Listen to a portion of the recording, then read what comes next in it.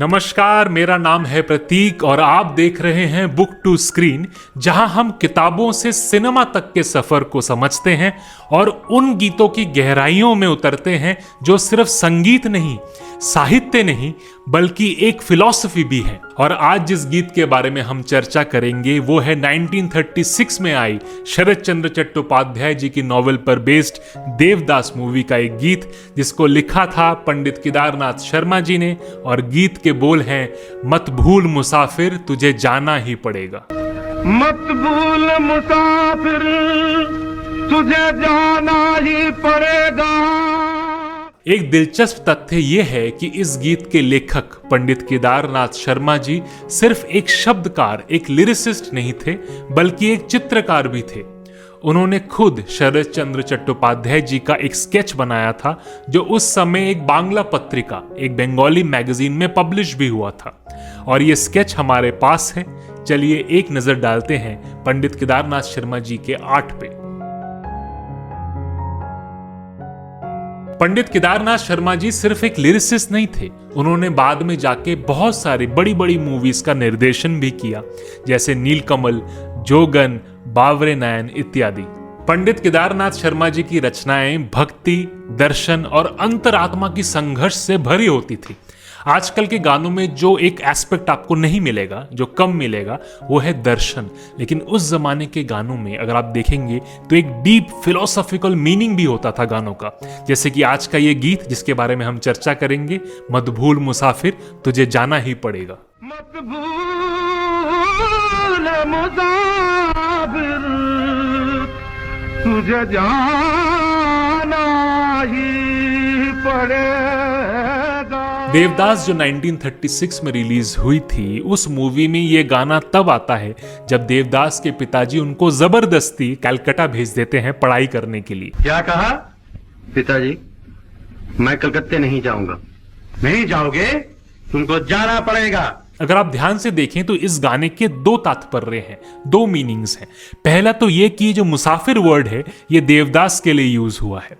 मुसाफिर कहा जा रहा है देवदास को कि मत भूल देवदास तुझे अब जाना ही पड़ेगा। पर अगर आप इस गाने की गहराइयों में उतरेंगे तो आपको पता चलेगा कि ये गाना सिर्फ देवदास के लिए नहीं लिखा गया, ये हर उस व्यक्ति के लिए लिखा गया जो जीवन में आया है, जीवन के मोह माया के जाल में फंसा हुआ है। उसके लिए ये कॉल है, एक मेमेंटो मोरी है। मेमेंटो मोरी एक लैटिन फ्रेज है जो कहता है कि do not forget, you have to die. याद रखिए कि आपको एक दिन जाना ही पड़ेगा, इस संसार को अलविदा कहना ही पड़ेगा। अब हम इस गाने को line by line break down करेंगे, देखने के लिए कि इसका फिल्म से क्या संबंध है और इसका डीप फिलोसॉफिकल मीनिंग क्या है। तो जो सबसे पहली पंक्ति है जो बार बार गाने में दोहराई जाती है वो है, मत भूल मुसाफिर तुझे जाना ही पड़ेगा। ये एक अंतर्ध्वनि की तरह है जो बार बार दिल से एक गूंज आ रही है कि मत भूल, तू संसार में उलझा तो हुआ है पर एक दिन तुझे यहां से जाना ही पड़ेगा। अगर आप स्टोरी को अंत तक देखेंगे तो आपको पता चलेगा कि देवदास जो है वो अंत में अपनी मृत्यु की तरफ चले ही जाते हैं। ये गीत एक सफर के अंत की याद दिलाता है, एक मेमेंटो मोरी। जैसा मैंने कहा, सफर जीवन का है लेकिन इसमें छिपा है मृत्यु का एक बोध।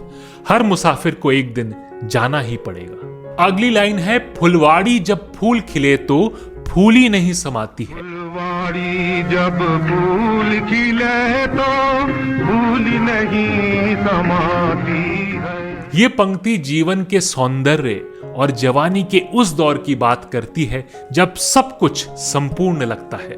फूलों का खिलना यहाँ जीवन के उत्सव का प्रतीक है, लेकिन तुरंत ही गीत हमें सतर्क भी कर देता है। अगली लाइन देखते हैं, अपनी अपनी सुंदरता पर कली कली इतराती है। अपनी अपनी सुंदरता पर कली कली इतराती है।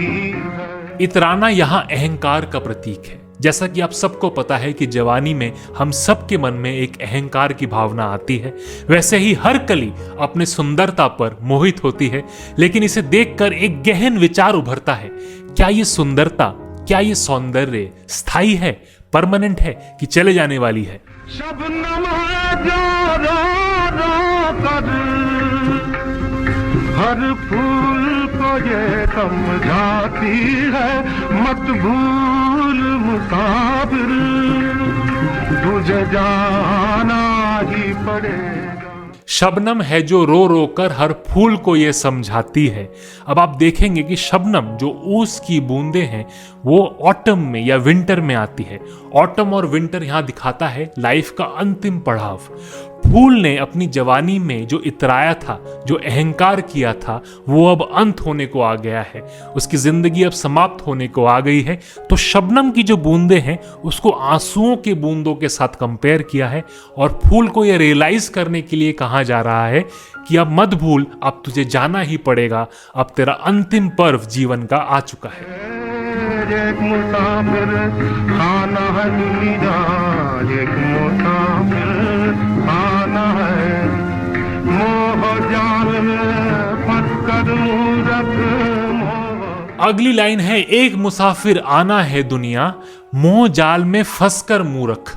अगर आप इस पंक्ति की ओर गौर करेंगे तो आप पाएंगे कि एक नया मुसाफिर जिसकी बात हो रही है वो हर उस व्यक्ति के बारे में है जो इस दुनिया में जन्म ले रहा है।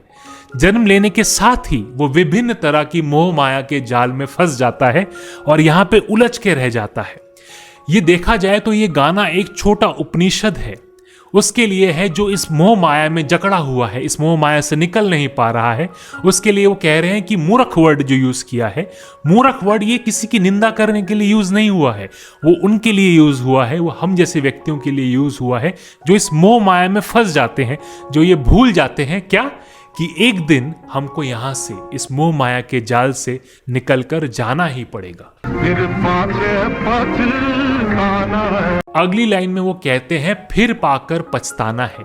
ये जो पाने की इच्छा है, जो हमारे वांट्स हैं, जो हमारे नीड्स हैं, जिनका कोई अंत नहीं, जो हम पाते रहते हैं फिर भी हम मांग करते हैं कि एक और चीज मिल जाती अगर, ये जो पाकर पछताने का जो फिलॉसफी है, जो हम हर चीज पाते हैं फिर उसको खो देते हैं, फिर कुछ और चीज पाने की इच्छा हम में जगती है, ये पाकर पछताने वाली फिलॉसफी इस गाने में लिखी गई है। अगली लाइन में वो लिखते हैं गाफिल एक दिन सबको यहां से इतना तय कर जाना है।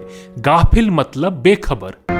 गाफिल एक दिन सबको यहाँ से इतना तय कर जाना है। जो अनजान है इस सत्य से कि एक दिन ये शरीर, ये संसार, सब कुछ यहीं रह जाना है, सबको छोड़कर हमको निकल जाना है यहाँ से। अफसोस ना जाना था कि जाना ही पड़ेगा। हम सबका अंतिम डेस्टिनेशन है मृत्यु और उसकी ओर हम सबको एक दिन बढ़ना ही पड़ेगा, उस सत्य को एक दिन स्वीकार करना ही पड़ेगा। ये गीत एक स्पिरिचुअल और एक फिलोसॉफिकल दर्पण बन जाता है।